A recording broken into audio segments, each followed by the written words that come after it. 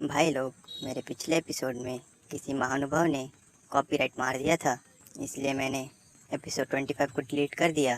तो इस वीडियो में मैं एपिसोड 25 को फिर से कंटिन्यू करने वाला हूँ।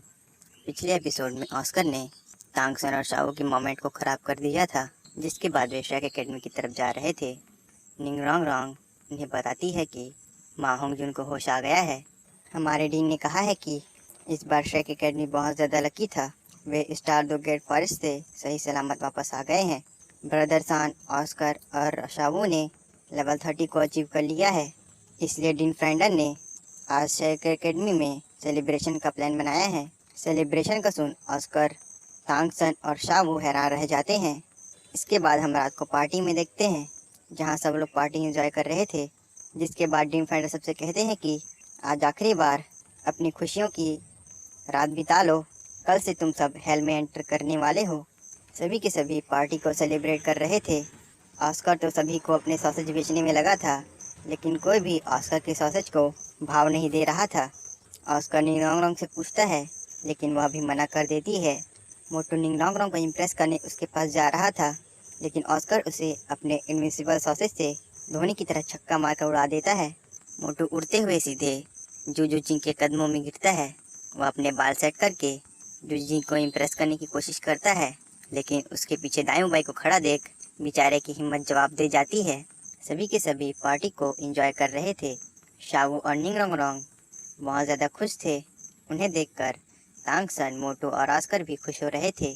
इसके बाद हम अगले दिन का सीन देखते हैं, जहाँ पर ऑस्कर घोड़े बेचकर सो रहा था। तांगसन उसे उठाने आता है। ऑस्कर तांगसन को थोड़ी देर और सोने के लिए कहता है। तांगसन ऑस्कर से कहता है कि क्या तुम ग्रैंड मास्टर की बात भूल गए। ऑस्कर को भी ग्रैंड मास्टर की बात याद आ जाती है, जिसमें उन्होंने कहा था कि कोई भी ब्रेकफास्ट के समय अपसेट नहीं होगा, वरना उसे ब्रेकफास्ट नहीं मिलेगा। ग्रैंड मास्टर की बात याद आते ही ऑस्कर झट से उठ जाता है। इसके बाद हम ग्रैंड मास्टर को देखते हैं, जो सबके लिए खाना बना रहे थे। तभी वहाँ पर तांगसन ऑस्कर के साथ पहुँच जाता है। ग्रैंड मास्टर कहता है कि तुम कभी लेट नहीं होते हो, और यहाँ पर तो ऑस्कर भी है। जल्दी और मेरी डिशेस को ट्राई करो। तुम सब बड़े हो रहे हो, इसलिए तुम्हें ज़रूरी न्यूट्रिएंट्स की ज़रूरत है।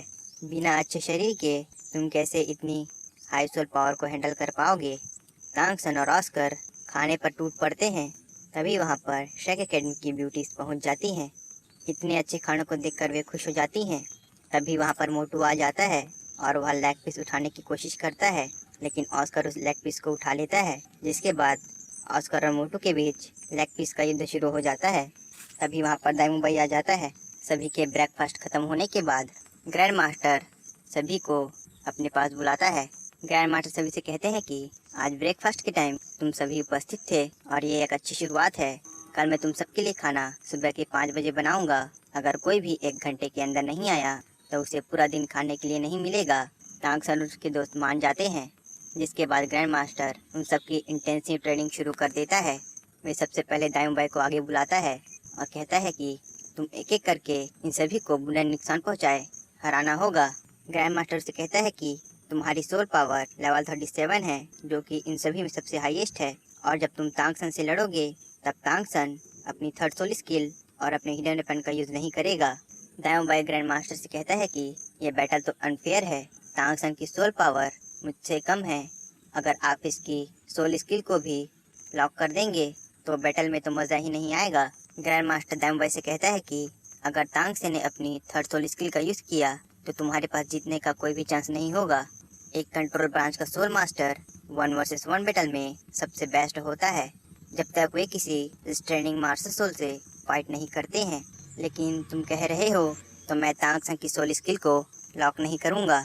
तुम सब पार्टनर्स हो और तुम सब एक दूसरे को अच्छे से जानते हो। जिसके बाद वे बैटल स्टार्ट कर देते हैं। तांगसन और दायूं बाई अपनी अपनी मास्टर सोल बाहर निकालकर बैटल के लिए रेडी हो जाते हैं। सभी के सभी उन्हें चीयर कर रहे थे।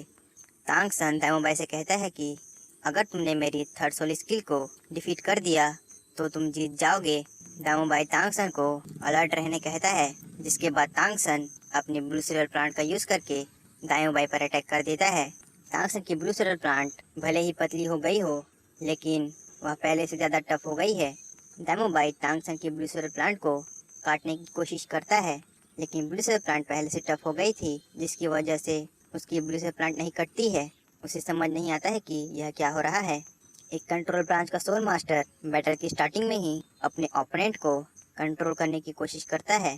तांग सन अपनी ब्लू सेल प्लांट का यूज करके दाओ बाई की मूवमेंट को लिमिट कर रहा है, ताकि वह अपनी थर्ड सोल स्किल का यूज कर सके, और यही एक कंट्रोल ब्रांच के सोल मास्टर की पहचान है। दाओ बाई तांग सन की पावर से इम्प्रेस था। तांग सन दाओ बाई पर अपनी थर्ड सोल स्किल का यूज करता है। दाओ बाई उससे बचने की कोशिश करता है, लेकिन जब तांग सन की थर्ड सोल स्किल एक्टिवेट होती है तब वह दाओ बाई को हर तरफ से घेर लेती है। दाओ बाई को यकीन नहीं होता कि वह कैसे ब्लू सेल प्लांट से हार सकता है, जिसके बाद वह तांग सन की ब्लू सेल प्लांट को काट देता है और तांग सन पर अटैक कर देता है। ग्रैंड मास्टर समझ जाते हैं कि दाओ बाई ने गलती कर दी है, जिसके बाद तांग सन अपनी थर्ड सोल की इसका यूज करके दाओ बाई को पूरी तरह से कंट्रोल कर लेता है। ग्रैंड मास्टर बैटल को रुकवाते हैं, जिसके बाद वे कहते हैं कि एक कंट्रोल टाइप का सोल मास्टर अटैक में कमजोर और कंट्रोल करने में स्ट्रांग होते हैं। अगर उनकी सोल पावर लेवल 60 से कम है तो वह खुद से 10 लेवल डिफरेंस के सोल मास्टर को भी बीट कर सकते हैं। तांग सन की थर्ड सोल स्किल का नाम कॉन्स्टेंट ऑफ स्पाइडर वेब है। तांग सन दाओ बाई के अंदर से पॉइजन को बाहर निकालता है, जिसके बाद ग्रैंड मास्टर दाओ बाई से कहता है कि तुम एक स्टॉर्म अटैक ब्रांच के सोल मास्टर हो, इसलिए कंट्रोल ब्रांच का सोल मास्टर तुम्हारा नेचुरल एनिमी है। जब तुम किसी कंट्रोल ब्रांच के सोल मास्टर से बैटल करो तो तुम्हें उससे डिस्टेंस बनाए रखनी है और उसे खुद को कंट्रोल करने का एक भी मौका नहीं देना चाहिए। जिसके बाद सभी से कहते हैं कि हर सोल मास्टर की अपनी खूबियाँ और खामियाँ होती हैं। इस दुनिया में कोई भी सोल मास्टर परफेक्ट नहीं होता है, लेकिन तुम सब एक परफेक्ट टीम हो। जिसके बाद ग्रैंड मास्टर उन्हें कहता है कि किसी पर्सन की पावर सिर्फ उसकी स्ट्रेंथ नहीं होती है, बल्कि लेकिन अगर एक टीम में अंडरस्टैंडिंग हो तो वे अनबीटेबल बन जाती है। और अब आज से ही तुम सातों एक टीम हो। जब तुम सब एनिमी को एक साथ फेस करोगे तो तुम्हें एनिमी की खामियों का पता लगाना है और उनकी खामियों का यूज़ करके अपनी खूबियों में बदलना है। जिसके बाद दाओ बाई से आज का क्लास कंटिन्यू करने कहता है और उसे ऑस्कर और माहुंग जिम से बैटल करने कहता है।